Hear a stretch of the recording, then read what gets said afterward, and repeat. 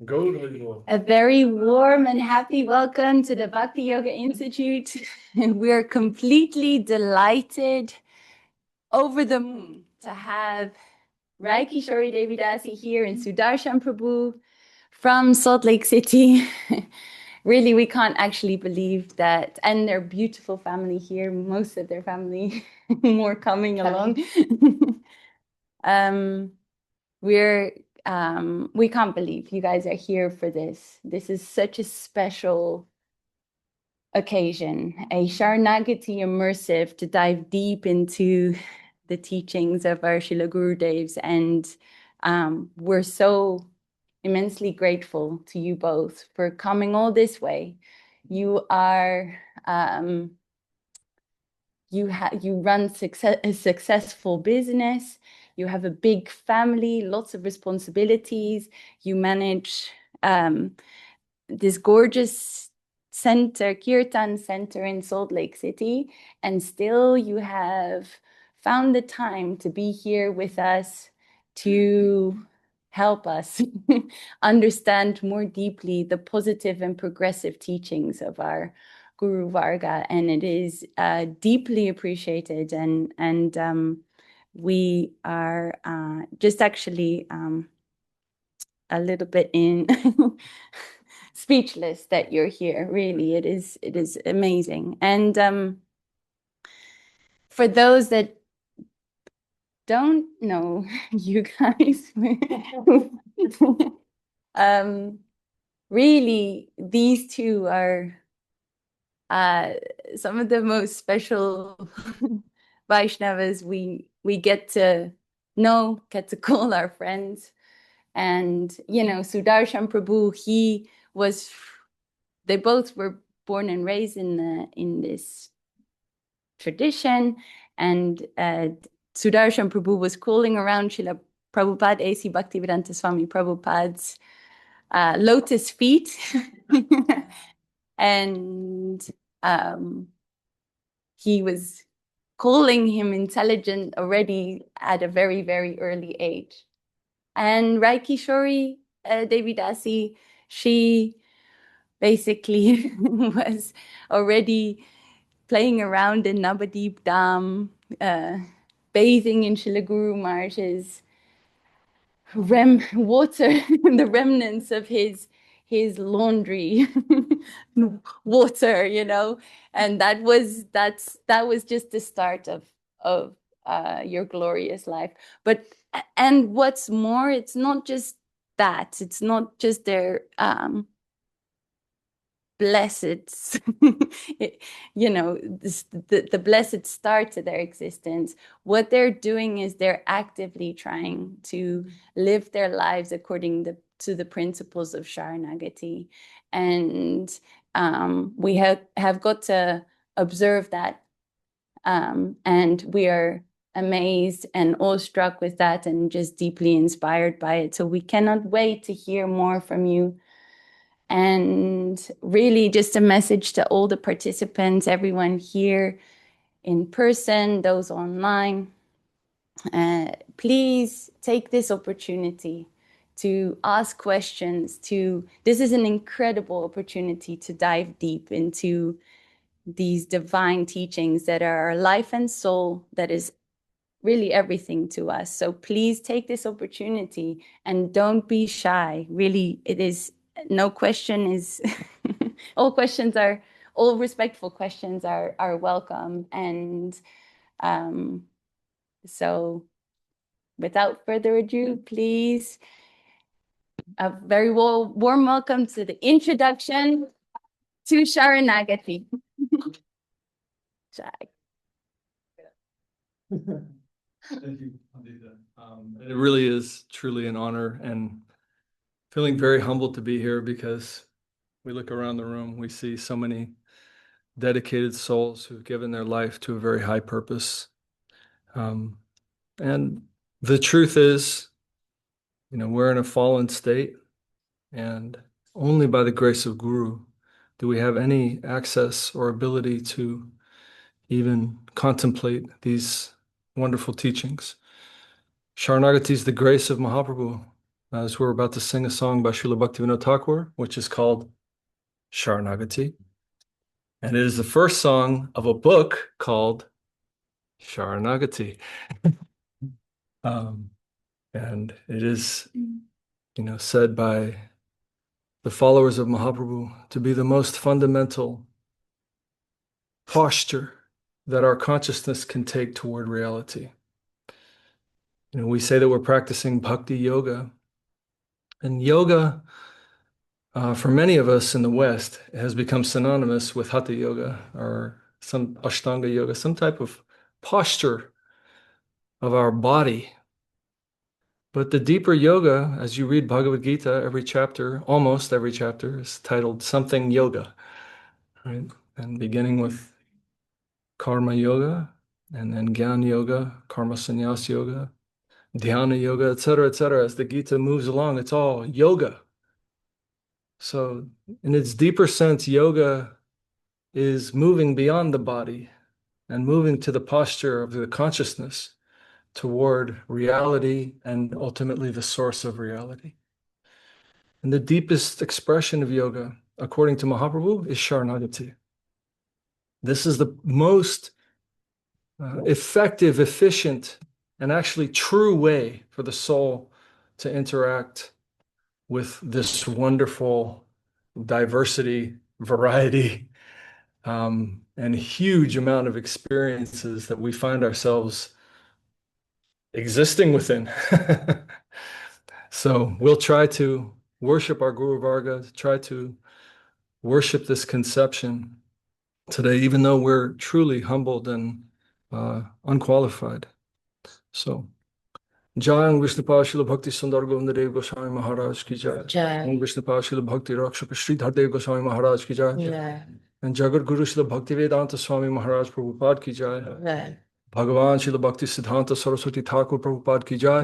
And Jai Srila Bhaktivinoda Thakur ki jai. So we'll begin by singing Sharanagati by Srila Bhaktivinoda Thakur, which is on page 52 of the songbook.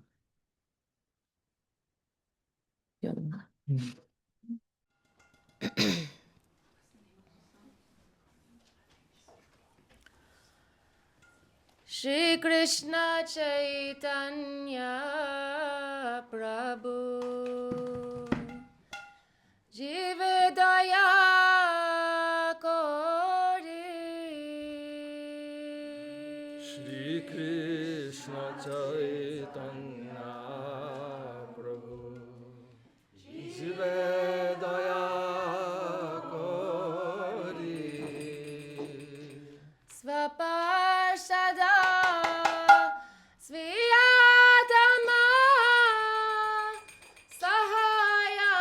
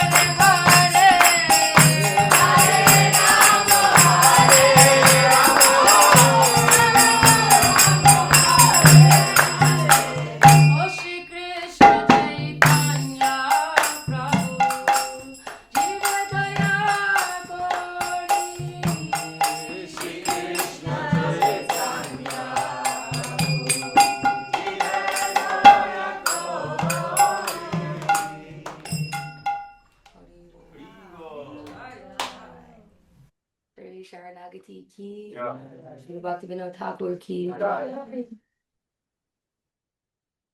So this is an awesome puja. And so many of the trade secrets of Krishna consciousness are hiding, sometimes not so obscurely, in this songbook.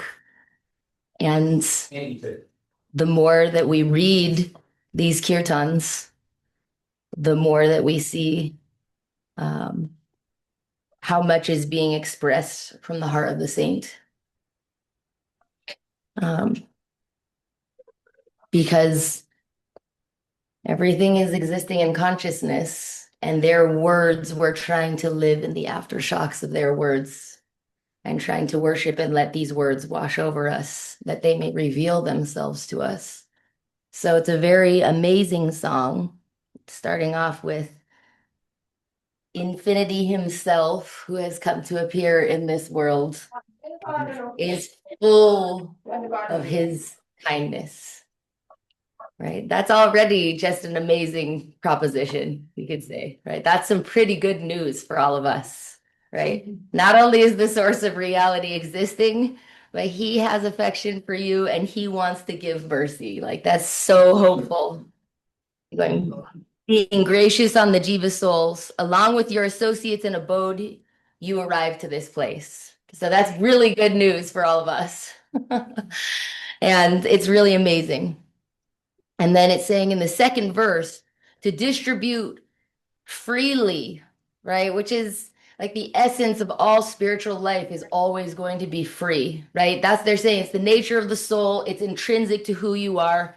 Everything has to be free. No interaction is real unless it has freedom inside of it, right? All coerced, forced interaction is going to be of a lesser stature, right? So it's saying to express freely something very fine. The infinite has come to give of himself and of his own right accord is giving something very amazing. And then what is he saying? Teaching exclusive surrender, like the life and soul of devotion. So really, we've only gotten through two verses, and they're saying the Lord himself has come and he has a message that is very, very fine, right? Very amazing. And giving it, this posture of Mahaprabhu, there's all these different expressions of Mahaprabhu in the different mudras, right? But this idea of one hand being up high and one hand going low, so the most high to the most fallen. And the funny thing is we don't really know what the most high is. And we don't know what the most fallen is, right? We don't know where we are. But the symbolism of the most high to the most fallen is very hopeful, right? And you're going, actually, we don't know really where this whole storyline goes. All we know is that historically things get very dark and we're in some type of point on a line, in a plane, in a solid, and in some type of storyline is expressing itself. But the fact that mercy is real and is coming, and that there is a life and soul, and life and soul of the devotee is this amazing sentence. There is a world that is full of connection, that is very exciting, right? Very, very wonderful. And he goes, the life and soul of the devotee. So that's the first two verses of this song, and then we will go into the different things. But it's very important to know that Bhaktivinoda Thakur is saying Mahaprabhu came to give that thing. Yes.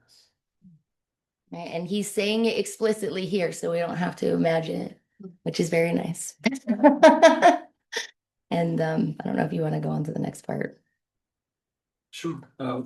Yeah, I mean, the song is very amazing, very compact, as Srila Bhaktivinoda Thakur songs are.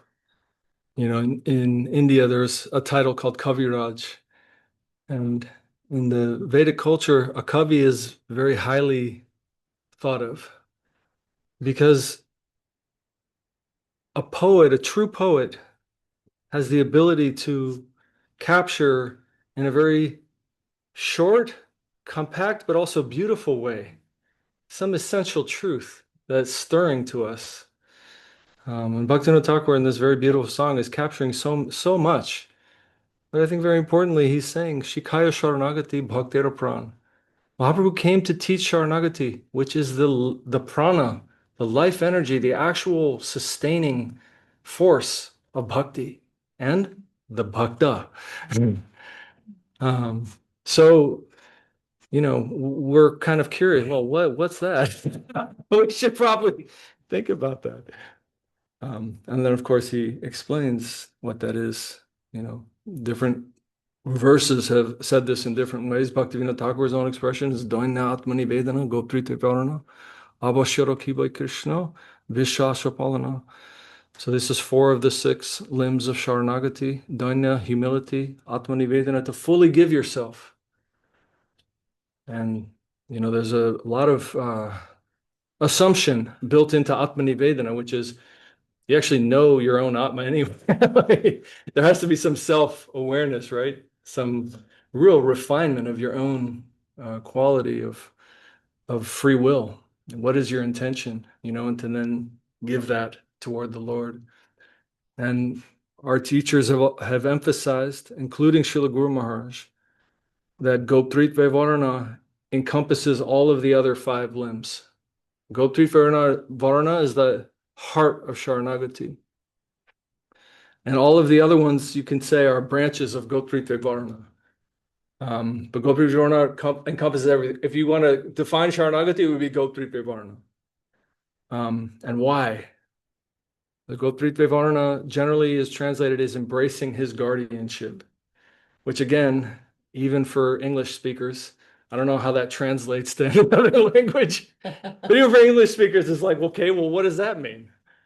Embracing his guardianship. Like, I mean, you know what it means, but you don't know what it means. It's like these things have a very practical application. They're not vague ideas in life. And by the grace of Srila Sridhar Maharaj and Srila Govinda Maharaj, we have some understanding of how to actually practice Goptritva Varana in your real life, in the moments of every day, of your everyday existence. And this is all meant to be very practical. It's not a theoretical exercise, but an actual adjustment of the way that we interact with the existence that we have.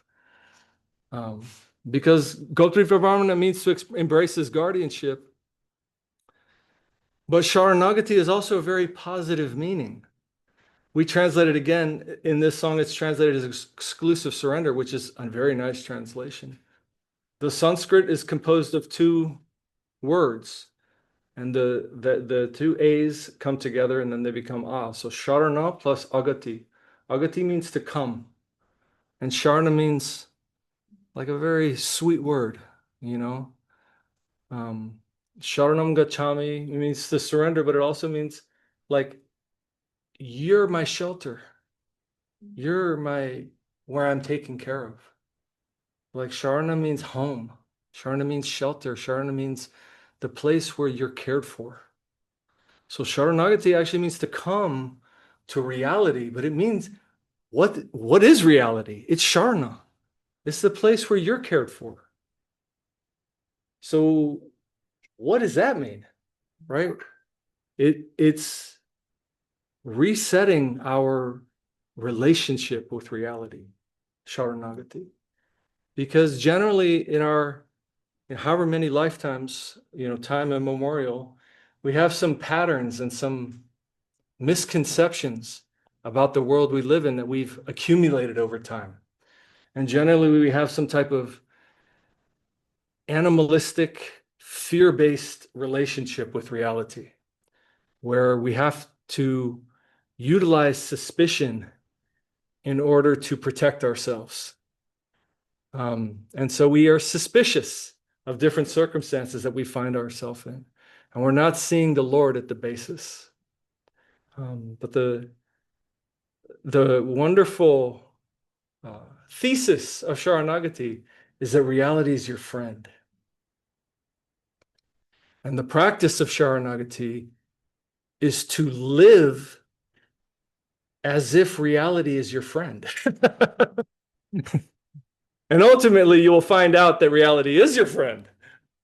But in the beginning, it's like it's an article of faith. Something friendly is occurring to me when every part of your body, your body and your mind might be going, no, that's not true.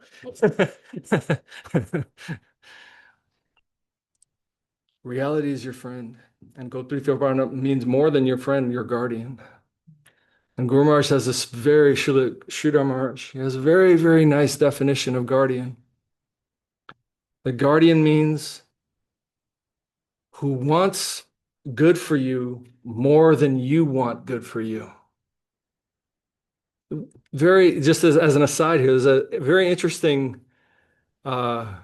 psychological experiments have been done on this. And one fascinating psychological truth, like, you could say however true that is, but human psychology, generally, people don't take care of themselves. And people will generally, do something for others or for some other situation more than they'll do it for themselves. So we actually, in some ways, are bad caretakers of ourselves. But Krishna's not. So guardian means who wants good for you more than you want for yourself. And the other part of the definition of Guru Maharaj is who knows what's good for you more than you know. So can we accept that Krishna is the cause of all causes, right? One of the greatest definitions of God that exists in the world is in Sri Bhama Samhita, right? Ishvara Parama Krishna, Sachidananda Vigraha, Anadiradir Govind, Sarva Karana Karanam. Very, very profound definition. Sarva Karana Karanam means of all causes, he's the cause. So there's so many secondary causes that we're identifying and calculating and trying to figure out. But he's the cause of the cause of the cause of the cause. So Ishwar Parama Krishna Sachidananda Vigraha Anadiradir Govinda Sarva Karana Karanam. He's the beginning without a beginning, and he is the cause of all causes. And what Mahaprabhu came to emphasize, among many things, his own internal lila, but his emphasis in his preaching is that the cause of all causes is your friend. So how do you interact with life when you know the cause of all causes is your friend? That's the practice of Saranagati. And that's a reset, a total, you can say it's the death knell. It's the harbinger of death for the materialistic ego. If you can accept this truth and begin to live by it, then the materialistic ego is going to be extinguished. It has to be, because the Lord is at the basis. And ultimately, everything in life is to serve him, and we are to serve him. And that process of yogic adjustment, right? This process of living where the Lord is the cause of all causes, and then progressing through each moment in life with this consciousness is actually Krishna consciousness. Because, it's said in many places, but particularly by Guru Maharaj, without Saranagati, you cannot be Krishna conscious. Because otherwise, you're going to be in a world that you see as hostile, right? The diseased consciousness either sees the world as something to be enjoyed, and when the world isn't giving us enjoyment, we see the world as hostile, right? And then it's something to be gotten out of. So we're actually on a conscious journey. We hear that we are a soul, we are Atma, but consciousness is actually very, very mysterious to all of us. And we know the Vedic understanding that actually everything is consciousness, right? Everything's coming from the Lord, and everything is Shakti. We're Jiva Shakti, but then there's, Maya Shakti, Bahiranga Shakti, the external consciousness, and then there's Swarupa Shakti, or the high proper consciousness with actual relationship with reality. And Srila Rupa Goswami says there's only two diseases that can afflict consciousness, which is great. There's only two, but they're pretty big ones. One is called bhukti, and one is called mukti. And sometimes easy to look at other people and say, oh yeah, that guy's a karmi, you know, and a karmi, I mean, do we even do that anymore? Well, when I was a boy, we used to call them karmis. No, no, but a karmi means a person who like, but really, like when I was a kid growing up in Gurukula, like anyone who wasn't a devotee was a karmi. Okay, and a karmi means a person who works for the fruits of their actions. Like, who would do that? And then you have this like horrible realization, like, you know, I don't know, some point in your life, you're like, am I a karmi?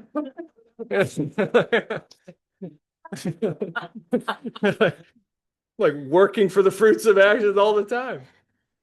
But that's bhakti, right? In other words, you look at the world as something that needs to give you something. And it needs to give you enjoyment. And you're making all kinds of plans how to make the world give you enjoyment. And you have all kinds of ideas that if this was just right here and that guy did this and then up the and then I'd enjoy it. Right. And we spend our mind kind of just runs on that in autopilot. Oh, if this and this and this and this and this and this, we try to make it happen. So that's bhakti consciousness. And what happens when you engage with the world in a mood of bhakti is you become the object of exploitation for someone else. Right? And then you don't feel so great. All right. It's like you know, you don't mind like having a relationship with reality, like, hey, reality, give me stuff. Like a mosquito. If you're like a mosquito on reality and you're like, hey, give me stuff, you know, give me blood, give me whatever I want.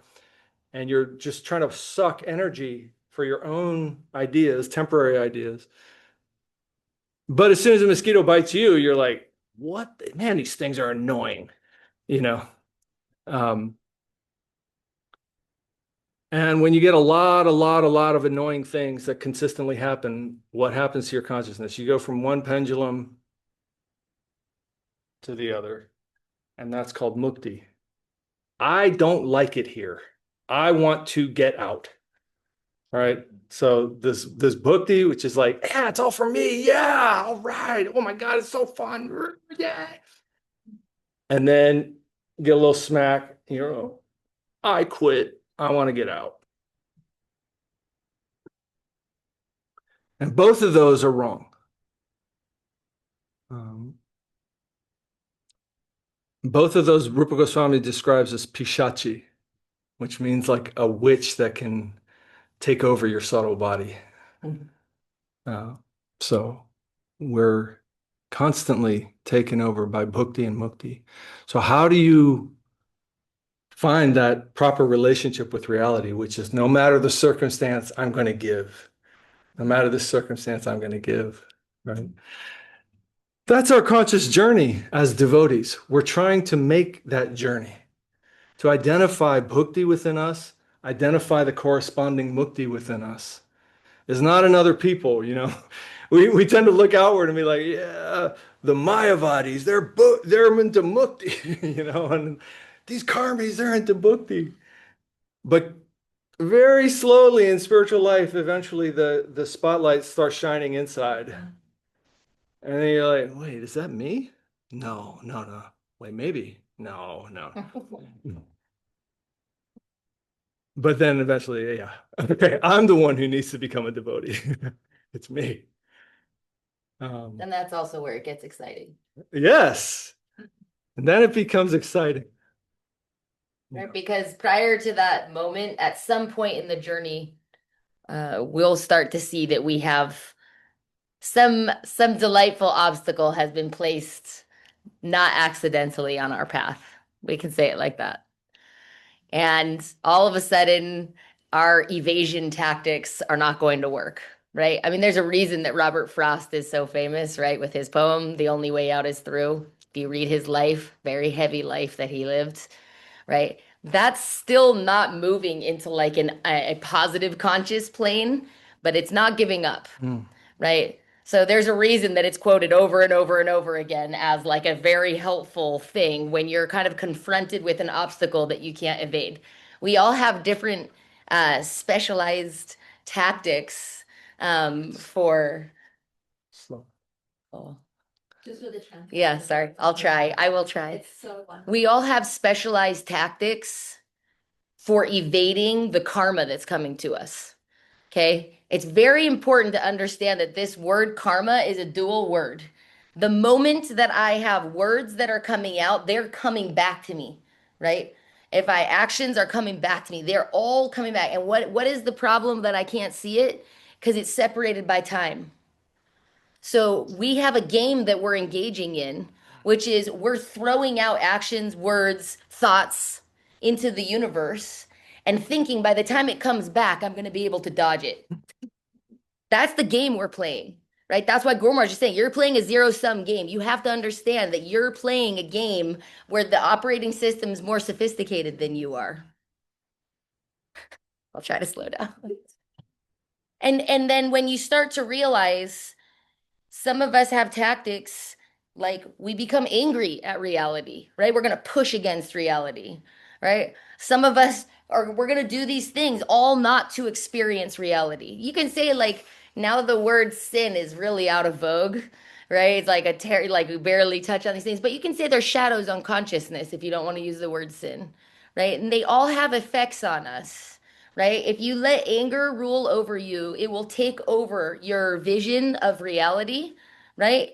And there's always a karma associated with all of these sins. And generally speaking, the beginning of the karma associated with all sins is isolation.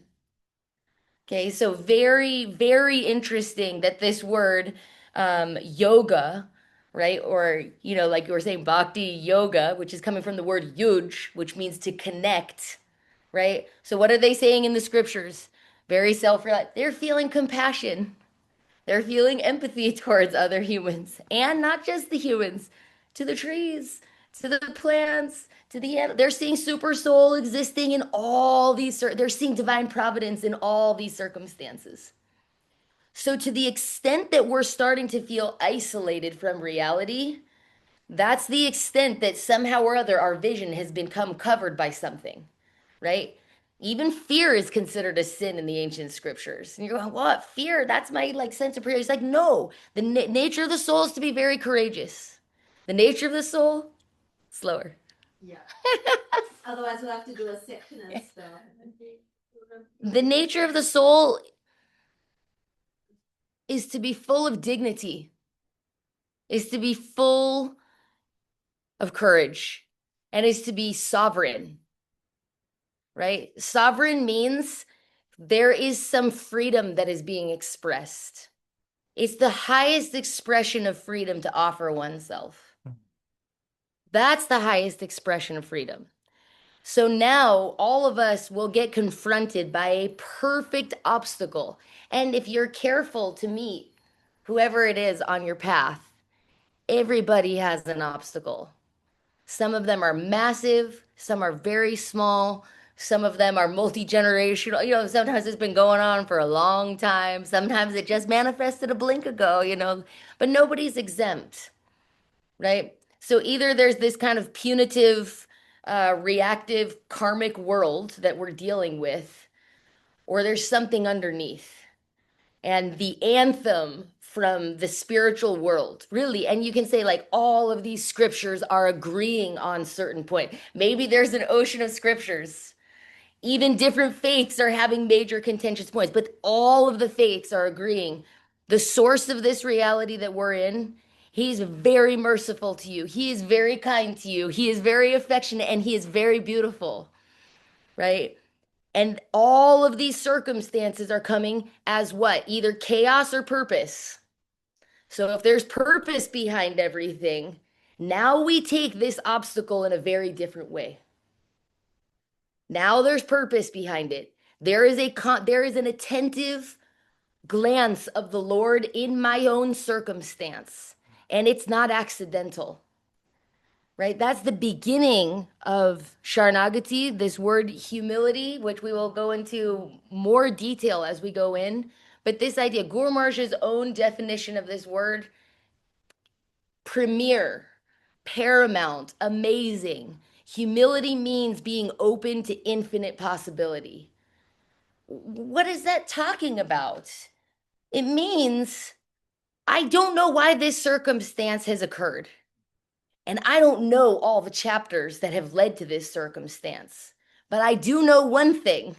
He's behind all things. And I must go through this thing because he's behind it. And I don't know the deeper purpose of these moments.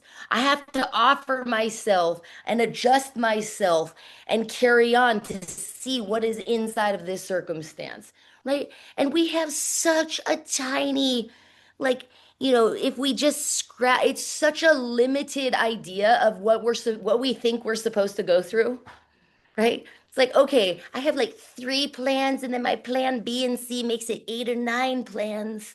Come on, that's not infinite possibility. And this idea to go like, hey, the supreme adventurer, the supreme well-wisher and best friend of all, has somehow or other put this circumstance for me to go through, and I can't see it. That's part of humility, is right. I'm in reference to something that's larger than myself. I don't know all the things that are going on. The things that I don't know are more important than the things that I do know.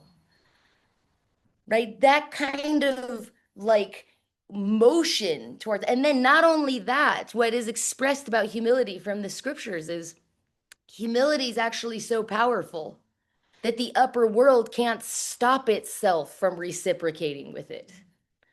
That's what we're talking. So some interior quality is starting to come, and you see it with someone when someone's heart finally kind of cracks the tiniest bit, where they go like, hey, I've actually need to adjust myself. Do you feel like you're time to get punished more? You're like, get over here. Like I actually can't stop myself from reciprocating with you. Well, reality is the same way. It is trying to teach us something. It is trying to advance us, right? It is trying to, if the Lord is in the environment in all circumstances, it is carefully and so patiently working on us, so slowly through each and every, and it won't allow us to make progress as we are. And that's for our good fortune.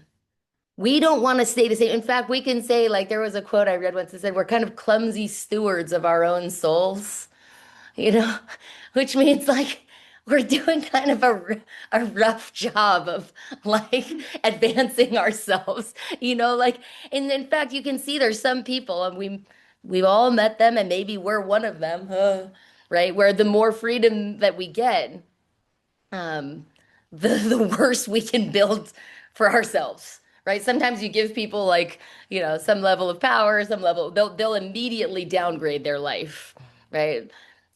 It's true, right? So it means somehow or other we've put ourselves into some kind of complicated situation that we have to unpretzel ourselves out of. And so then you're starting to, this is the idea of Saranagati, is it's starting to give you a navigation system for the very real, difficult events that have occurred and that are occurring, right? Because we actually have to pursue transformation and resolution of these things, right? Spiritual life is being and becoming, right? It's not an end kind of thing. You're starting to go into a motion of going, oh, something wonderful. I'm not just like waiting for some end line. I'm trying to connect in the real moment of my life with exactly this thing that's occurring, right? Exactly this one. And in fact, I think it's in sermons where he's saying to focus very deeply on the moment that's in front of you. Guru Maharaj's own words, like completely embrace exactly what's occurring in your life right now. That's where progress is. Progress wasn't like, 10 years ago in the future. It's exactly. It could have been there or this and that. It's right Yeah. now. Yeah. And that's very, very, again, empowering, hopeful, and wonderful to go right in this moment. I fully embrace this thing that I've been avoiding in a variety of ways. Everyone's got their own like ninja-like tactics. right? We're very good at evading our own progress. But Krishna is so kind, he's not allowing that to happen. We can say, and then you go, oh, now all of a sudden the glory and the beauty of this practice like surges. And now all of it's becoming real. Because guess what? As much as it is wonderful when other people make progress, and we are truly inspired, and we offer our affectionate obeisances to everyone that's making progress, because it is glorious. That's still, I have my own little work to do, right? And then now Sharanagati starts to bloom. You're going, oh, I have some progress to make. I'm not seeing infinite possibility. I had very limited ideas of what could happen. I'm not seeing that he's actually my guardian. I haven't actually let go of anything in a long time. I'm not offering, I'm not offering myself as I am right now, right? You can say Atmani Vedana is something in the beginning like that. It's not the performative version of me. It's not the idea of what I could be. It is exactly this fallen thing thrown at your feet to do with as you will. Haribol. Perfect timing. Jago Turner Mahaprabhu. Haribol. Jai Mahaprabhu. Hare Krishna. Okay. Is that a good pause there? Yeah, I think so. Well, then verse 5, which we can finish. Wow, that's right. Okay. Those who surrender in this sixfold way, their prayer will be heard by the divine son of Nanda. So, very dramatic, very underline, embolden, highlight, expand. They're saying you can communicate with the infinite source of all of reality. If your heart is softened in such a manner, that Lord, the Lord's, the environment, everything is reciprocating with you. So this kirtan moves in an amazing fashion so quickly, right? Mahaprabhu is coming. He's merciful to the souls. What is he coming for? To give Sharanagati. Here are these different blooms of Sharanagati. If you can cultivate this kind of thing in your heart, the entire reality is folding itself and unfolding itself, and you are going to reciprocate with what does reality mean? What is actually occurring, not the elusive external moving nature that's always like part of our exploitive vision, but actually what's occurring will reveal itself and will also be moving and reciprocating with you.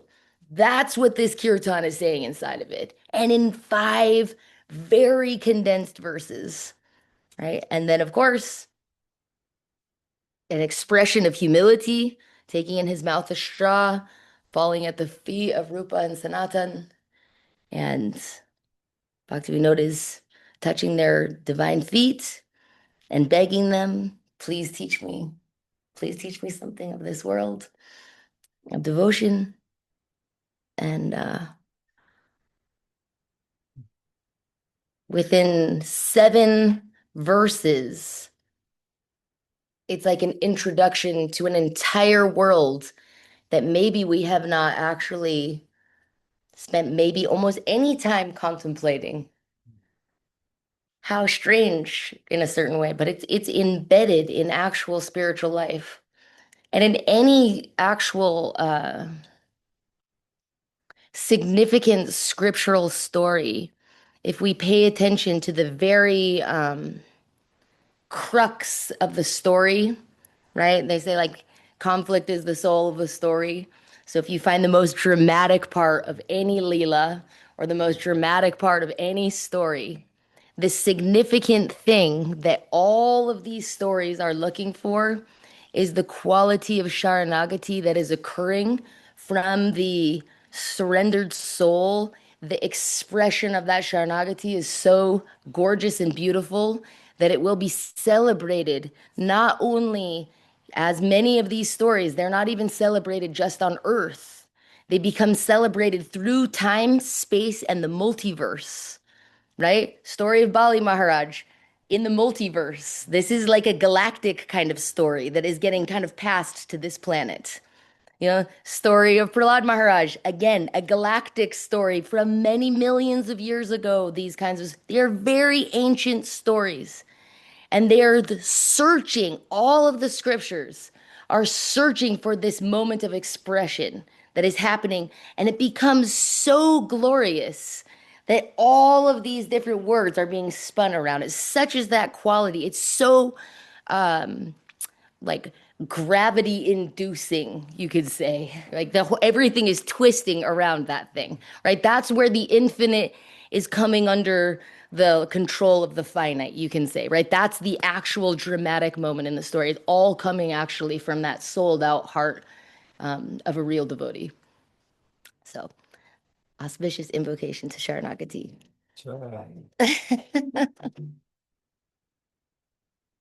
This be a nice place to have a quick intermission. 7 minutes. Okay. Yeah, I think it's good. And then when we come back, we can talk a little bit about the forward to Prapanda Jivanamritam, which is Srila Guru Maharaj's wonderful work on Sharanagati. And in my humble opinion, just for those that don't know, I mean, I was a minor in philosophy when I went to college, and I read a tremendous amount of people's mental regurgitations of undigested whatever. It is just it's a mess out there, I'll tell you. You really start reading philosophy. But the forward to Prapanda Jivanamritam, which is in English, in my opinion, is the most compact and most brilliant capture of the possibilities of the directions you can go with your consciousness, focusing in on Sharanagati and the teachings of Mahaprabhu, and pointing to a dynamic eternal life of the soul. Very, very wonderful. And we can maybe go through that a teeny bit, some of the key points of evaluating, because in the end, we're free. We are a free particle of consciousness, and you can run after bhakti, and you can run after mukti, and you can run after many, many different conscious planes. So what do you do with your freedom? It's something to contemplate. And the proposal of the Vaishnavas is a particular proposal, which, in my opinion, is the greatest thing in history. Okay, Jai Mahaprabhu, we'll see you in a few minutes.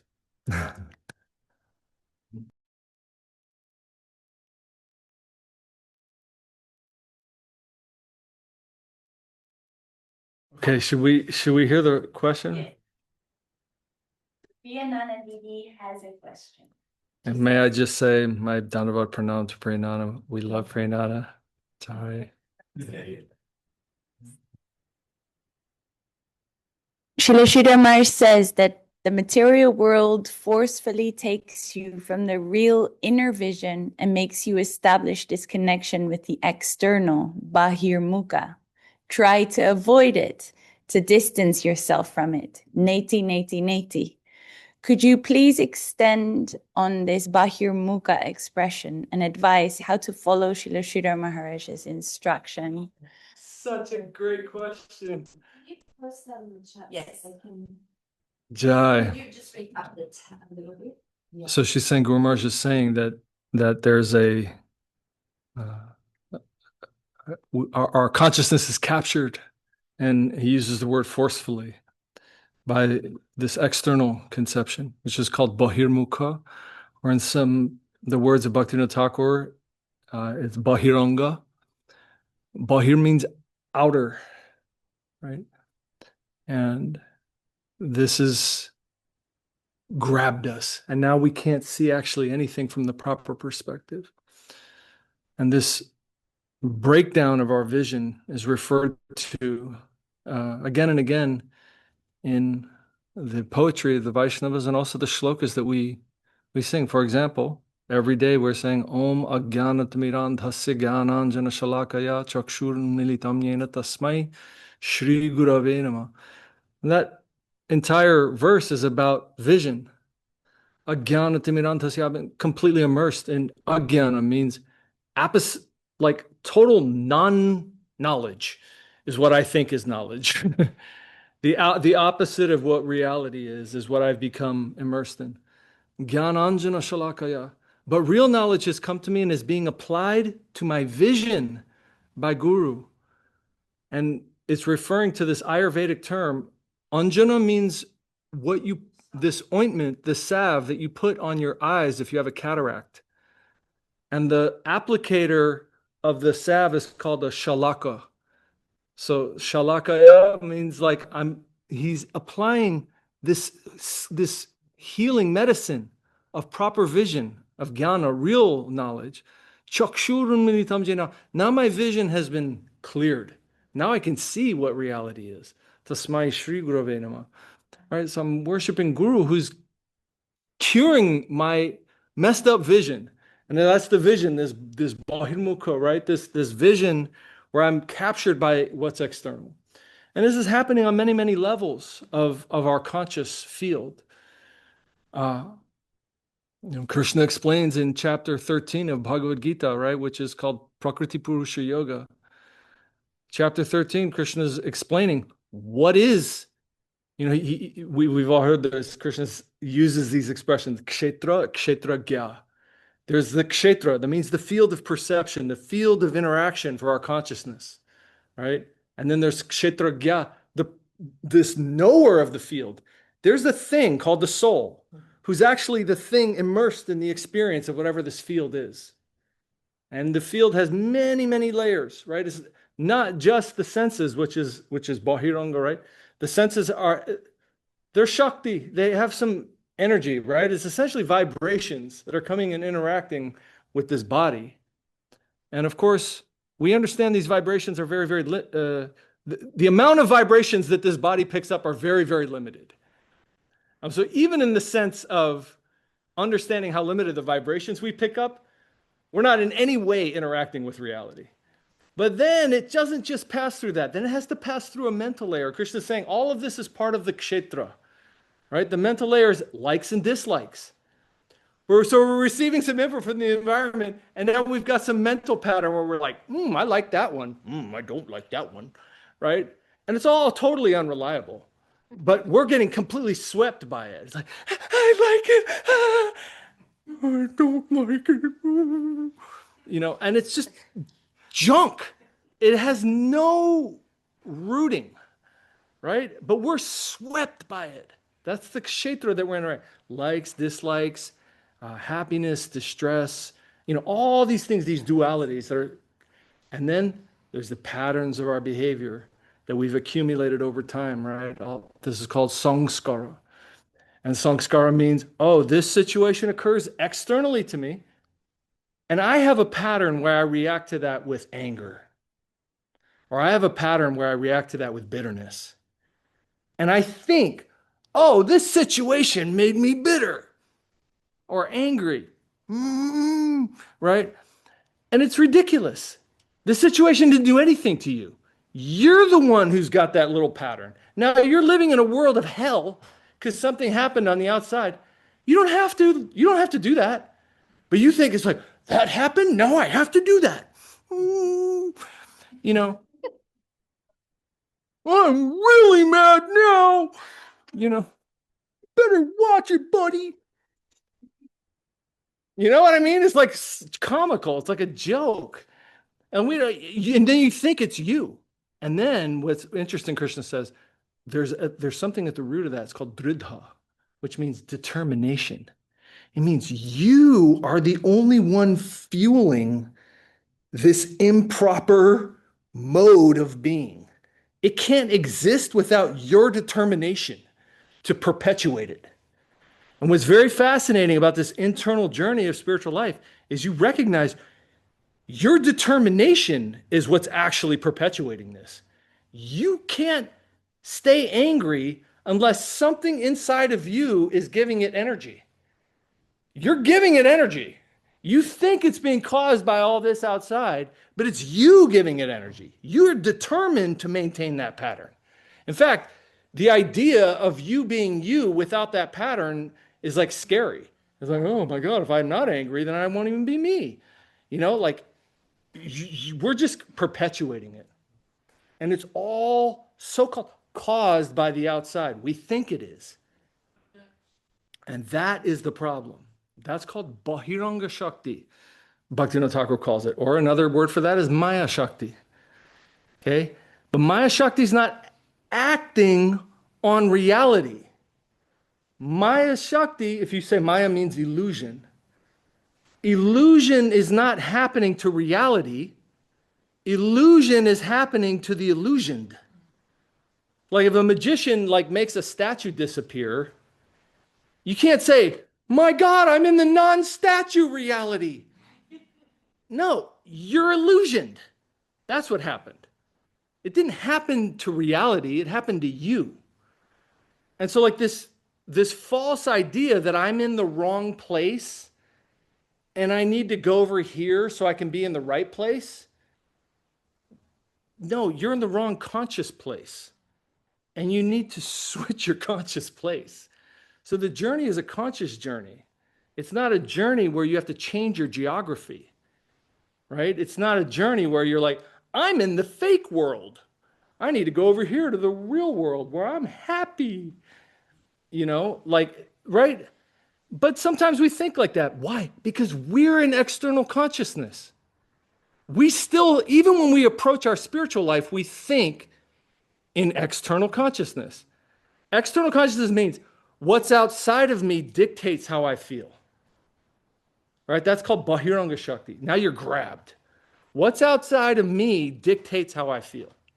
So if I want to feel good, like, oh, I need a car. I need that car. I love that car. I want that car. Right? Why? Because you think that car is going to make you feel good. But the feeling is happening inside. It's not because of the car. And the feeling can exist whether the car is there or not. Because Krishna is Akila Rasamritamurti. Krishna is the ocean of all feeling.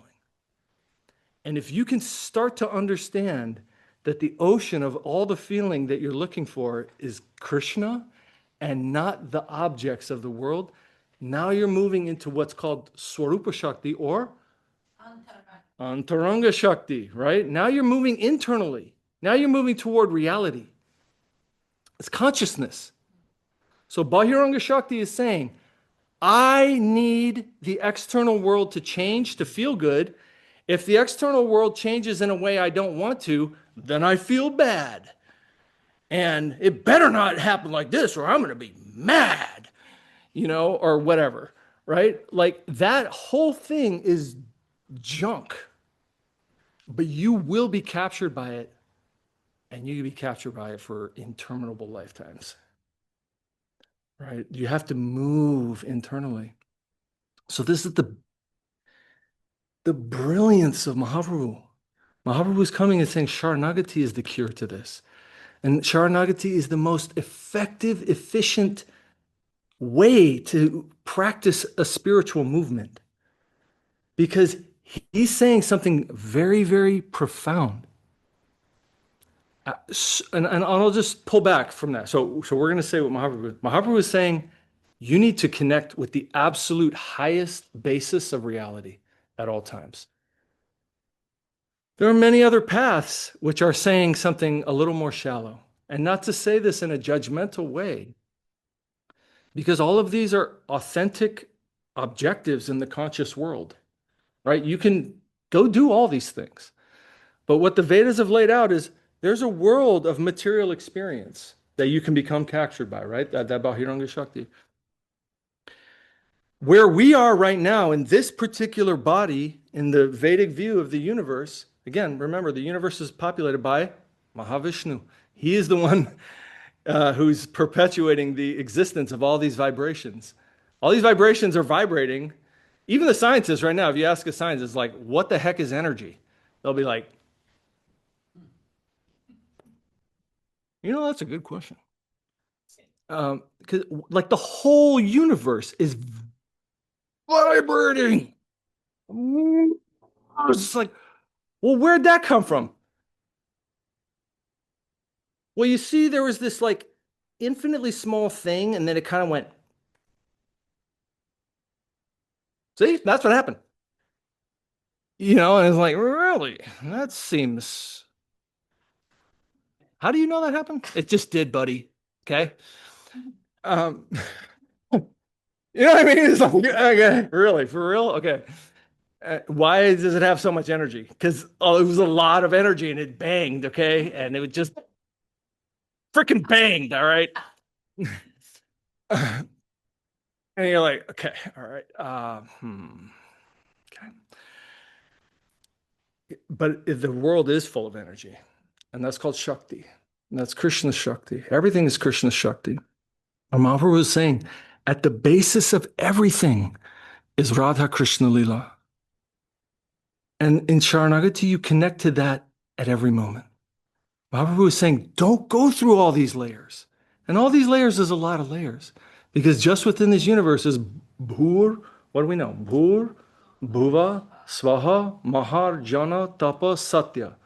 Okay? These are all bandwidths of energetic perception. And we live in Bhuloka, is what we're told, right? So Bhuloka, but then we can imagine, Bhuloka means you have perception of a certain range of energies in your body. But Bhuloka means what? We have eyes. What does our eyes perceive? Light. Okay. Well, that means scientifically we can understand the light spectrum. How much of the light spectrum do our eyes see? Everybody knows this? Like 2%, give or take. Some people see more. Yeah, 2% on a good day, right? Sometimes 1.5%. But what does that mean? It means this entire world that has captured your consciousness, that you're full of desire toward or desire against, is a sliver of what is to be seen. If you could see 4%, you would see twice as much range of color, right? Think about how much more you'd want. You'd be like, I want that like super like, right? It's like you could see 0.5% and you'd still be like, I want it, right? Like it's a consciousness thing. You could be a friggin' Black Widow spider in between two rocks and you'd be like, I want that other rock, I want to fly. Like it's just a consciousness. It's a consciousness. How are you interacting with it? How much do we hear, right? We have ultrasonic sound, subsonic sound. That means sound that's too deep for us to hear, sound that's too high pitched for us to hear. Guess how much of the sound spectrum it is? Most of it. We're just in this little one and we call it sound. But it's not sound, it's just like what we can hear. Right? And you can extend that to every one of our senses. Our sense of taste is extremely limited. Somehow, a snake goes like that and like receives vibrational energy from the entire environment and navigates with taste. What is that? I have no idea. A bat is like navigating with sonar, right? Everything is just sound. The whole world is populated just by the reverberation of sound. We have no idea what reality is, actually. And then think about this. We only know about these things because we have the senses to pick it up. What senses don't we have? We don't know. We have no idea, and we can't know. Right? So like anyone know about anyways, I don't want to get too academic here, but like epistemology is a field that's called the study of knowledge. Okay? And in epistemology, there are things that you know. There are things that you don't know. And then there's the stuff that you don't know that you don't know. Okay? I mean, it doesn't take like a huge mental exercise to understand that most of what exists is probably stuff we don't know that we don't know. Okay? But our ego is not disturbed by that because we have no idea what it is. Our ego is only disturbed by this little sliver that we're in, and we're all just like, that's Bahiranga consciousness. Okay? Right? We're just like stuck in this little world of externals, and we've bought into a lie. And the lie that we bought into is, I'm going to feel good because of what's outside of me, and I'm going to feel bad because of what's outside of me. And this entire interaction and the addiction to it is Bahiranga consciousness. So Mahaprabhu's cure for this is Sharanagati. Sharanagati means, Guru Maharaj would say, go straight to the center, right? Yes. And so many teachers will say, no, no, no, no, no, no. You have to go through Bhur, then Bhuvaha, right? Some subtle body, like the ghosts and all those kinds of things, right? There's a pranic body, right? You have to go through that. Then you have to go to Swaha, which is the heavenly plane, the demigods, all that kind of thing. Then more, tapasvis, the Mahar plane, and the more subtle planes of broader experience that are gained by yoga, by, you could say, physical yoga, the tapasya. And then you go to the plane of Satya, which is, you could say the quantum root of the universe that we're in, Lord Brahma's plane, Satya, where, time personified is in the court of Lord Brahma. Like all these fundamental forces are like there at the top of the plane of Satya. But that's all within one Brahmanda. And Mahavishnu is sitting there and there's like, infinite Brahmandas coming out of him with infinite sets of possibilities. The multiverse. Right? So then that's one thing. Then at the edge of the conscious plane, the abscissa is, Guru Maharaj says, the plane of the Buddhist ideal, nirvana, which is called prakriti nirvana. Prakriti nirvana is attained by someone who is afflicted with mukti consciousness. They felt the pain of existence. If you read the Buddhist philosophy, it's like, hey, let me tell you something. Life is pain. Okay? There might be a few little pieces of pleasures thrown in here and there, but this whole thing in the end is pain, and you need to stop it. Nirvana means extinguishment, and that's a plane. So at the edge of the matter universe is Prakriti Nirvana. Then there's something a little bit deeper, which you might say is the Mayavad plane, which is Brahman. That there's underneath everything is divine energy, but it's unified and there's no diversity. Actually, everything is one thing, and you have to just perceive the light, right? And that is Brahman, and you will be peaceful. And now this is getting into how Guru Maharaj is laying out these conscious goals. You can go to Brahman, right? You can go to Prakriti Nirvana. In fact, when Advaitacharya wanted to make Mahaprabhu very angry, that's exactly what he started saying, right? Because then after Brahman is Shiva Loka. And then from Shiva Loka is Vaikuntha. Vaikuntha means? No limit. No limit. Kunta means limit. Vaikuntha means no limit. All these limitations are false. It's all Maya. Actually, everything is possible by the grace of the Lord. And in that, the currency becomes bhava and rasa. Bhava means relationship and rasa means taste. And bhava and rasa have many layers, right? And many ways that the Lord is interacting with the devotees within the spiritual realm.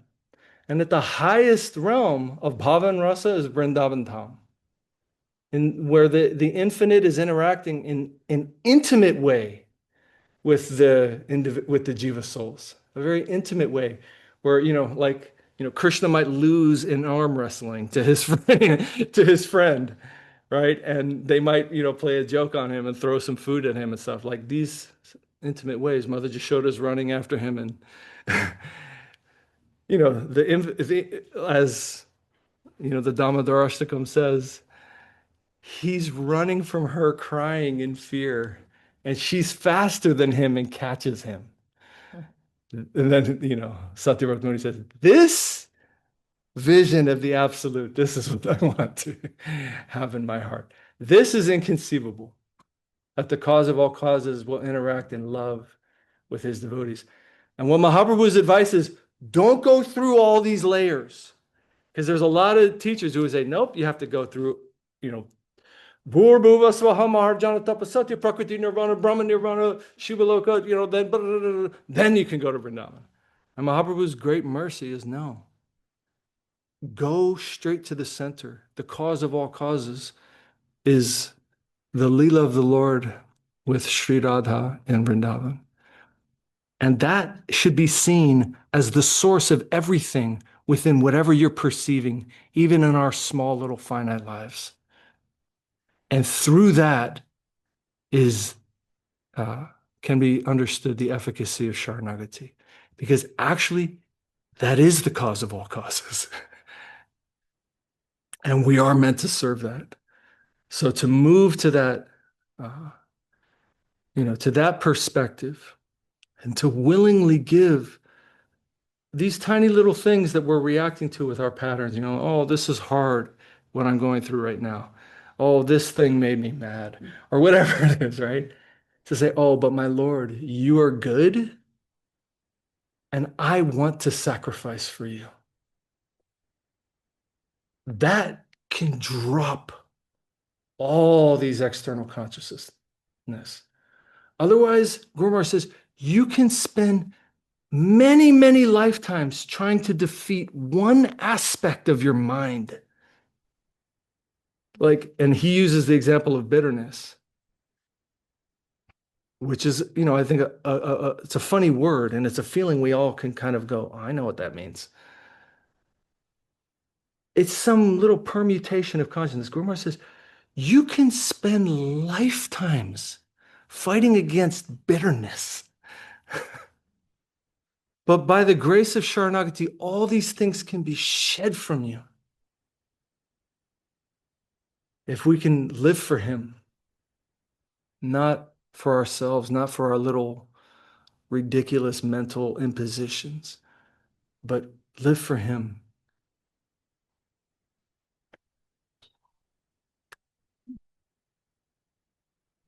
You were saying that humility means being open to infinite possibilities. Srila Guru Maharaj is saying this. And bearing in mind that, in this process of Atmanivedana, you were both alluding to this in separate ways, where we actually don't know who we are. We have no idea who we are to offer in some way. Can we consider that this concept of dridha, determination, is where our free will might live? I mean, I can speak to that a little bit. By the grace of Srila Govinda Maharaj, who told us to read Bhagavad Gita every Wednesday. We've been reading Bhagavad Gita like every Wednesday for 15 years. And it's actually quite amazing by his grace what is shown there. And I can say one of the major themes in Bhagavad Gita is Krishna is encouraging us all to be very careful about what our intention is in our existence. Society can absolutely take over your mind, and you can start chasing whatever society says is what you should be chasing. And you have these default behaviors that you don't even know where they're coming from, and they can absolutely capture your determination. And suddenly you want that thing which everybody thinks you should want, or at least what you know that if you get that thing, then everybody will think you're cool. Right? And you just are running after these things. And by the grace of our teachers, we can start to understand, wow, I have completely bought into this idea that the external world is the source of my pain and the external world is the source of my pleasure.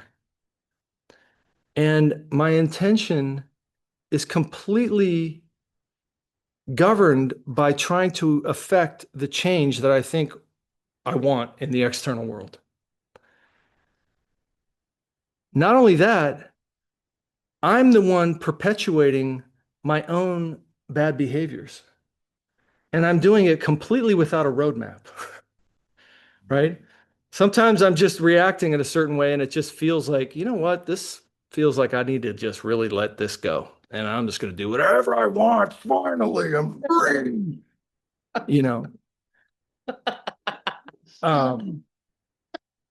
But all of that takes a tremendous amount of energy and determination. actually. And when you realize that you actually have a capacity of determination and that there's not a second that goes by that you're not utilizing it. Not one moment goes by where you're not using determination to perpetuate something. And now it's just a matter of where are you putting that toward? That's a really interesting way to perceive life. Because otherwise you think, oh, it's so hard to be determined. You know, it's like, dude, you're being determined to be a little whiner. Like that also takes just as much energy. You know what I mean? Like it takes just as much energy to like whine and complain as to like do something. It doesn't take less energy. And so it's like when you realize I'm exercising determination every second, it's really helpful.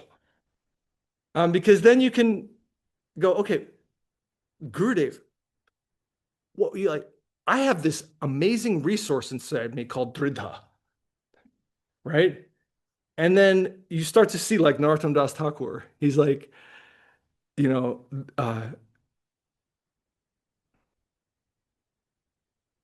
Nitai Pada Kamala, Kotitanja Shushitala, Jechaya Jagata Jurai, Hanoni Te Mene Bhai, Radha Krishna Paitanai, Dridha Kori Dharo Nitar Pai. Use your Dridha, use your determination to grab onto the feet of Nityananda Prabhu. That's a cool idea. Right? Like, you have this capacity. You can direct it to begging Nityananda Prabhu for his mercy to be engaged in the Sankirtana Mahaprabhu. You know, like you have just as much capacity to do that, just as much Dridha to do that, as Dridha lay around going like, this is totally unfair. Or whatever, you know, little like junk is going around your head. That's also just as much Dridha. So, you know, the capacity of the soul to utilize your quality, you know, to take a higher intention and to place that higher intention within yourself. Like that's a use of your free will. That's not instantaneous and overnight because you have to continually reassert that consciousness. You have to reassert that intention, reassert that determination because you're also flying in the face of your own patterns. But, you know, that's the grace of Guru. It's like, you know, Guru Maharaj is saying the ideal makes the man. Well, how do you know what your ideal should be? That's actually super hard within the infinite. What ideal should I place in my heart? Guru can give that, right? And Guru Maharaj is saying, your ideal should be Saranagati. That's what Prapanda Jivanamritam is saying. Your ideal should be Saranagati. That is the highest thing you can place within your heart as your navigating lighthouse. And, you know, that's a wonderful thing. And now you can check in on your determination and realize you just used your determination to perpetuate one of your patterns. You know, I just did it again. Like, okay, sure. Okay, did you know? Yes. You know, like, you know, you can just reset. But that's conscious work. That's yoga. That's real deep yoga. That's actual conscious work. And ultimately, it's consciousness. You know, sometimes I emphasize this because, like in the temple, like, I mean, everybody who's gone through school, we've all got the brainwashing, right? It was the little, you know, whatever it was, banged, and now we're in the world, and, you know, and it's all matter, and consciousness comes from matter, not the other way around, right? The right combination of matter, and there's this thing called consciousness. Like we're all like super brainwashed with this, and it's the whole school system, the whole society just assumes this paradigm. And what's interesting is there's two, I mean, I don't know if this is interesting to everybody, but Yeah. if everybody is interested, there's two current schools of physics, and they both accept the validity of one another, but they don't talk to each other at all, which means we don't have a real physical model of even the physical reality we're in. But one is called particle physics, which is, traditional physics. And then one is called quantum physics.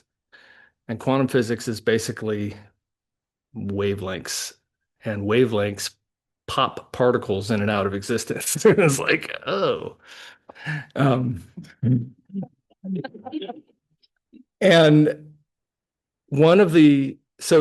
there are some very interesting guys who started looking into quantum physics. Quantum physics comes from the word quanta. Quanta means small. And they're trying to literally figure out, like, what is this? Like, what's the smallest little thing that can make up one of these things? Like, what is this? And very quickly, the realization is reached that this is all just vibrating.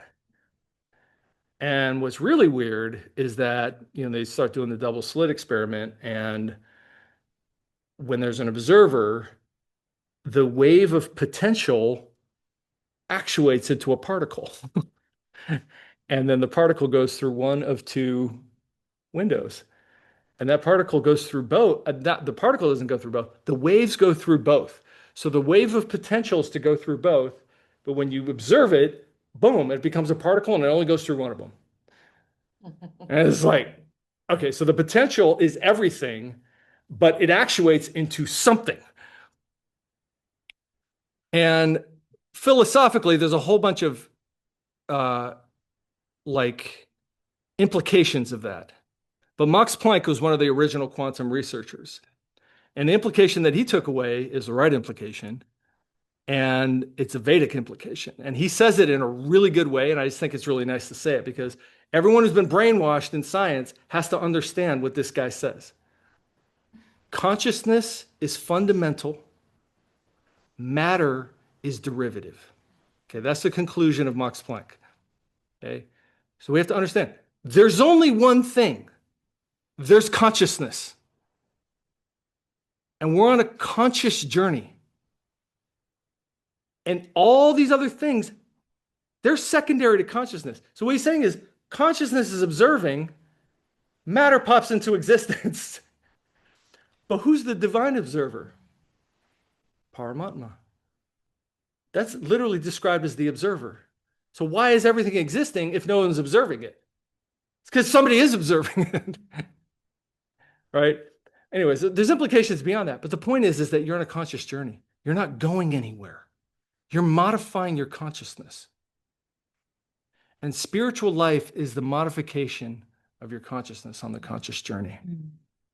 And to get away from the idea of the external and to move into the world of the actual source of consciousness, Sri Krishna, right? Bhagavan Sri Krishna. That has to be the primary focus of life. And all things that come to us in life have to be seen through that perspective. They have to be. It's not just a practice, it's reality. It really is. And not only that, Guru Maharaj is saying, you exist for a reason. Like, you're not just randomly existing. Your existence is super important. You have something to contribute to beauty. You have actually something to give that will enhance reality somehow, which is inconceivable. But we have to find that. That's where our satisfaction lies. Nothing less than that. We have something to give. And we have to learn to be a giving unit. And we have to learn to be a sacrificing unit. We have to desire that, want that, prioritize that, and see all things properly through that lens. And the practice of Saranagati is saying, reality wants to help me do that. My whole environment wants to help me do that. And to see things from that lens. So, as we said before, Saranagati means to act as if the cause of reality is your friend, is friendly to you. And he really is. So learn to properly interact with your life and to see Krishna as the basis and to take a sacrificing mood. Everything is for him and I am for him. And I want nothing other than that. And that type of purity of focus is the only thing that moves spiritual life. I mean, Guru Maharaj says extremely radical things here. like almost like hard to read radical. But that's who he is. He's a Sharanagata. He's a follower of Mahaprabhu and Saraswati Thakur. And he's expressing the highest truth in the most merciful way, but very, very clearly that we have to practice Sharanagati. It is everything. And it is so sweet because you'll find, Guru Maharaj says, very quickly, you will find that you're surrounded by friends. It's actually the truth. To kind of touch on that point, that's the opposite of feeling isolated. Okay. So really if you're feeling more and more John. alone, it is because of more and more distortions in our own vision of things. Right. So all of the like anger and the lust and the greed and the, all of those, when what we can call them, they're the defense tactics of the ego to progress. Right. And the more that they're perpetuated or fed, right, and that's what stabilizes the ego to some extent, right, the more isolated we'll become. But then the exact inverse, right? And you see, like, right, Govindadas Kaviraj is talking about, right? We're always taking shelter of something. That's actually what jivas do, right? We don't actually have a moment. Once we're leaving that tatashta, we're always taking shelters. So he's saying, like, okay, if you take shelter of youth, well, anyone who's a little older knows that that's a rough one. Don't even bother. Like, right? Take shelter of your intellect, take shelter of power, take shelter of money, take shelter of your family, all these kinds of things. They're all what? Kamala Dala Jala, right? And then the distortions are like your suspicion of reality is so high, you don't trust actually that the Lord's going to take care of you. So then you're saying, well, then I fortify myself. But if we fortify ourselves in the external ego, then the payment, right? Everything has a payment associated with it in the world of karma. So the payment of fortifying your ego with an external thing is isolation, right? So to the extent that you're seeing things through that vision, you'll feel more and more separated from everyone. But the like joyous and wonderful news is to the extent actually that you're connecting with the center, the very like unusual, peculiar heart movement is that you will feel more connected actually with everyone and everything, right? And that's how you see truly these very wonderful saintly figures. You can see like anyone who's trying to express the truth is putting themselves in great danger. Many times in history it's happened, right? They are going to go and try to proclaim, hey, you want to know something? He's not ever going to be held even in this kind of wealthy structure. Danger, right? Danger to the external circumstance, right? Because power is always condensing itself and dispersing itself. Many saints, what is the thing that's feeding them that they may go to great personal danger without feeling very concerned? Well, it's going to be the inverse of these endless fortifications, right? What's the example that's given of Prahlad Maharaj? His father is the most powerful person in the known universe. All forgetfulness of who is actually the source of reality has happened. Okay? They're saying in the Vishnu Purana possibly that he was ruling for like 107.5 million years.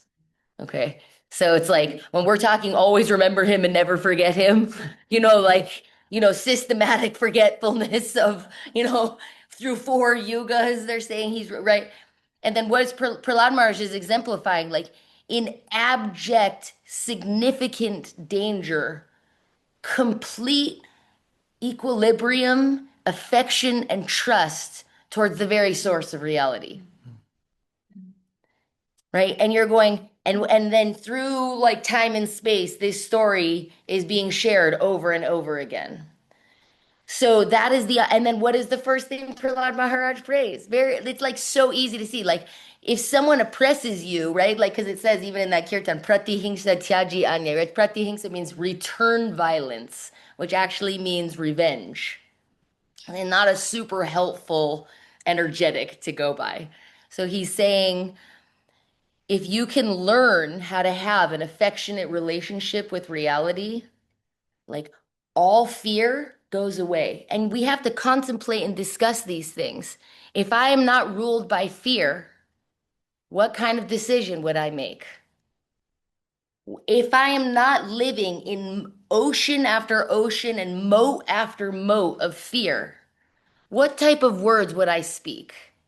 And what kind of actions will come in my day? And they're saying, oh, for those who can actually what? Surrender or become a Sharanagata of the son of Nanda Maharaj, right? This is the first lines of Bhajahure. What will happen? You'll become fearless, right? You won't be worried. If for a self-realized soul, what's the outer body bag has become like negligible in importance because the journey is much more interesting than that. So you're starting to go, can I find an ideal that's much more significant than the small little desires in the small plane that I'm existing within? And within that, then there's actual affection for the people in the environment, the trees in the environment, the plants, the animals in the environment, so many things. And everything will be seen as divine providence, right? So full connection with your actual life and no disassociation with I'm born in the wrong time, I'm born in the wrong family, I'm born in the wrong, and nothing is with error, right? Everything that pattern has revealed itself to be most wonderful, right? And all of these people in history are exemplifying that in the most glorious way. That's why it enhances our faith to remember these types of stories, right? You go, oh, such a dangerous time. And by remembering him, I also feel some relief in my own attempt. Yeah. So that is the like wonderful anthem of saying, oh, try to become a bhakti yogi where I feel connected with my life and connected with where I am and connected with the journey that I must go on. So we can pause there. Beautiful. By the way, can you ask Pranana, does that okay? Double thumbs up and bring them on. Okay. Jai Pranana. What you could extend a tad because we started late. Mm. If you wanted to go into the Village of Virgin Nectar, or we can Going to? saying that you wanted to go into Pravana Jivanamritam a bit. Yeah, I mean, maybe we can go into a little bit more. Because there's the first chapter of Pramana Jivanamritam, there's a section called Vastu Nirnay, which could be translated as like the thesis of the work, where Guru Maharaj in his own Sanskrit, he wrote his own Sanskrit saying, this is Sharanagati. I think it's very nice for us to maybe talk about that tomorrow. And I think we talked a little bit about kind of like the possibilities that are out there, right? And there's a little bit more to say because there's other, quote unquote, religious paths. We talked about Buddhism. We talked about the goal of the Mayavadis. And there's a little bit more because also even theistic paths, they have bhakti within them, really. They're just bargaining. Some theistic paths, are just bargaining with God. It's like, do all the rules, go to the happy land. Don't do the rules, go to the bad land. Pretty much. I mean, and that's the structure, right? Like you want to really enjoy, do the rules, and then like I remember. I mean, again, no shade on anybody, but I remember Tyagi Maharaj went to a radio show here in London actually, where they had all these different. It was on BBC, where they had all these different kind of religious leaders, and the guy's asking like, describe heaven. Yes. But this Muslim guy, he, with respect, he just said, heaven is where you are looking up in the sky and you see a bird and you go, I'm hungry. And the bird becomes a kebab and you eat it. And Tyagi Maharaj, like unintentionally, but very loudly was like, and then, so, I mean, it's like, what's heaven? It's like the place where you really can enjoy and exploit, without repercussions and Instantaneous exploitation. Right. Like these different things are presented by different teachers just to advance someone who's in a particular mindset. And it's not to downgrade them, but you have to start seeing everything in a hierarchy. And you have to start understanding what is the currency of the hierarchy. Currency of the hierarchy is sacrifice and Saranagati, love, in other words, right? And the more you could say animalistic the teaching is to upgrade an animalistic consciousness, the more simple and exploitive this sort of ideal is going to be presented. But ultimately, it has to refine to one of love and giving and sacrifice. Anyways, these are things that we can kind of set, because Guru Maharaj is also talking about this in the context of bhakti and mukti, right? Like, bhakti doesn't just mean I want a car in this world. It can also extend to your spiritual life, right? And you're in this bargaining relationship with God. It's like, okay, well, how many rules do you want me to do? Oh, I got to do like 35 of these. Like, okay, and then what do I get? Oh, you get, whatever, I mean, you can see it in India where they go to worship different demigods. It's like Dhanam Dehi, blah, blah, blah, all these Dehi, Dehi, Dehi, Dehi. It's all about me. It's like, oh, where do I get that? Oh, you? How many of these do I need? Gimme, gimme, gimme, gimme, gimme. And it's like that relationship can ruin any type of spiritual consciousness. And we have to be very careful to understand what's the conscious perspective that's behind that, and be very, wary of it, both from bhakti and mukti. Okay. I was listening to, there was a pastor. Well, it's a nice kind of thing to add on to that. He goes, I used to pray to the Lord for all the things that I thought would help me. And he goes, but then I came to this conclusion that maybe the Lord knows what I need more than I do. And so I just started offering myself and just goes, Lord, you give me what you want to give me. And you're going like, oh, this is like a refinement, actually, right? Because at first you're just trying to turn towards the Lord. And so it's not bad, right? That's the story of Dhruva Maharaj. He's praying because he has some desire in him. And Krishna says, if you want something, yeah, you can ask me, right? But then the first moment after all of this unbelievable tapasya that happens is Dhruva Maharaj is ashamed, right? He's just oh no, I was wanting a kingdom, was scrabbling for glass. But that's also a refinement when you finally go oh, all the things that I thought I wanted, they're pale. But that kind of realization can only come to us when we come into contact with something that's true. Until that point, it's just philosophy, right? And so then coming into contact with something that's real, at least placing in your mind that the things that I'm praying for may or may not bring me what I'm actually looking for, right? That's at least you can let that wash. Just the same as when you read these kirtans. Maybe some of them feel very far away. Okay, no problem. Let those wash over your consciousness. Let them reveal themselves to you, right? And then at the most, right, you're saying bahir mukha, right? Turn your face towards the Lord. If you can't stop yourself from wanting things, okay, then you have to direct them towards him. Refinement of that, I actually don't know what I need and what I want or who I am, and I throw that towards you, right? But if it's not authentic in you, no need to make a kind of fake prayer and then perform that to the Lord, just let those wash over you. And I think that's really what we're trying to have is, we can say we're going to try to perform a yajna towards the world of our teachers and let their words wash down over us, and that we may have some of those words reveal, and that we can express and offer ourselves towards those words. So. Thank you, and thanks all the devotees. Maybe I can just suggest for tomorrow we can talk a little bit more about these different stages of consciousness, because I think we established that we're on a conscious journey, right? So we're in motion in a world that we don't understand. We can barely understand that we're consciousness, actually.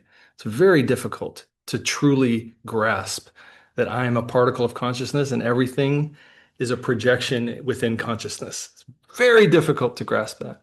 We have to start to grasp that, and then there's motion within that. Like Srila Sridhar Maharaj is speaking about, And ultimately, he's saying that in order to participate in vilas, which means the play of the Lord, you have to be a Sharanagata, he says in the foreword. And what does Mahaprabhu come to give? I'm saying these are things we can talk about tomorrow. And then the other thing is that then Guru Maharaj gives very, very practical advice of how to actually interact with the things in your life in the proper consciousness so that Sharanagati is at the basis of it. And that means really normal things like I meet somebody, or I find myself in a circumstance, or an event occurs. All these kinds of things that are just normal. Or I hear a sound even, right? How can you train yourself to start to interact with those things properly so that they're progressive and positive within our days? And The question is within the religious structure, religion, is that even possible to approach Saranagati in any possible way, being in that kind of The big answer is yes. exchange, like that kind of transaction yes, type of mindset or consciousness? Is that even possible for a person to come to the terms of praying just for devotion, nothing else? Hare Krishna. So I mean, we can speak to this based on the teachings of our masters. There's a huge spectrum of relationship with the Lord, and moving toward non-exploitation, Jnana Bhakti. There's stages leading to that. But what Srila Guru Maharaj says is eventually you will receive a guru according to your progression. And progression is not limited to external circumstance or external labels of an organization.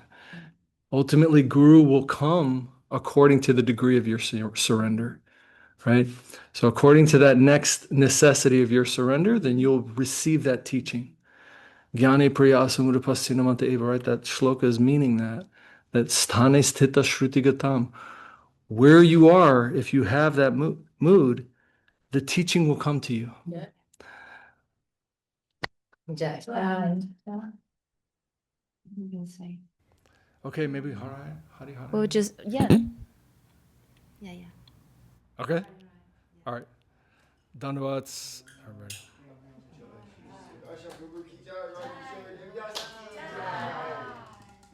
And Jai to the 53 people online today. Jadavalis. Hare Krishna. Hari Haraya Namo Krishna. Yadavaya Nama Hari Haraya Nama Krishna.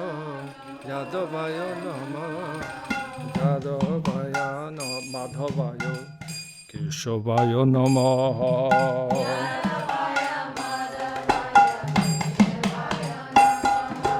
Gopala Govinda Ram Shri Madhusudan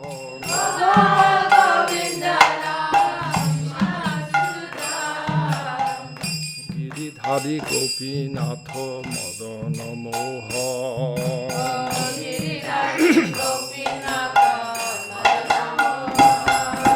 Sri Chaitanya Nityananda Shri Advaita Chandra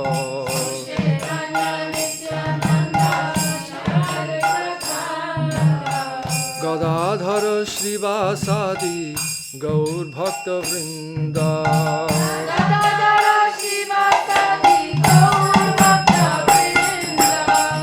Jaya Rupa Sanatan Bhata Raghuna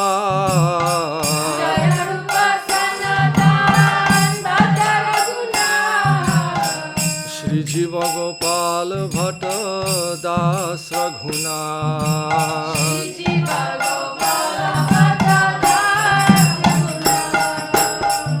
Echai Gosai Kori Charana Vanda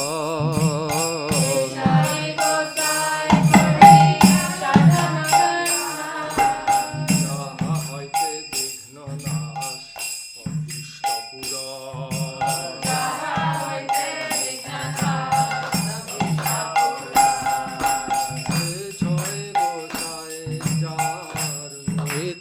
Das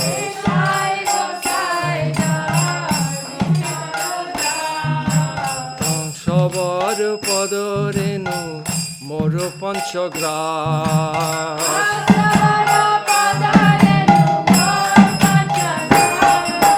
তাদের চরণ সেবী ভক্ত শোনেবা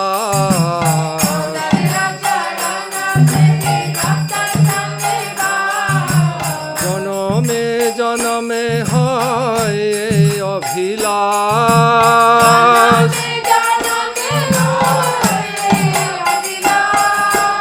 এই ছয় গোসাই যবে ব্রজে কাইলবাস যবে ব্রজে কইলবাস কৃষ্ণ নিত্য লীলা করিল প্রকাশ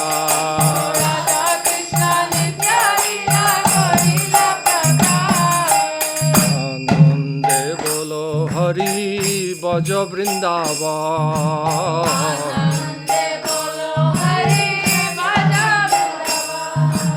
শ্রী গুরু বৈষ্ণব পদে মাজাই আমার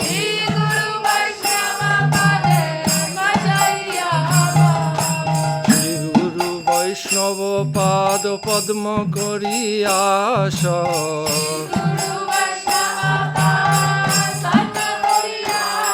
হরি নাম সংকীর্তন কহে নরোত্তম দাস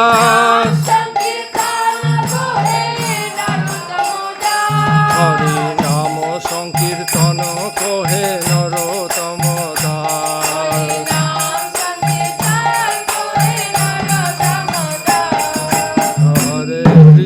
হরে কৃষ্ণ কৃষ্ণ কৃষ্ণ হরে হরে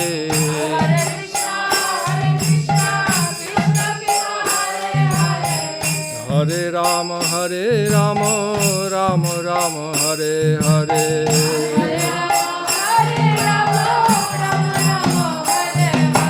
হরে কৃষ্ণ কৃষ্ণ কৃষ্ণ হরে হরে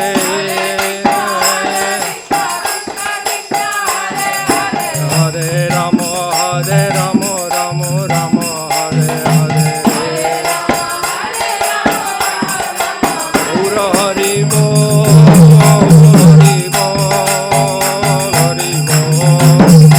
হরি বল নিতাই গৌর হরি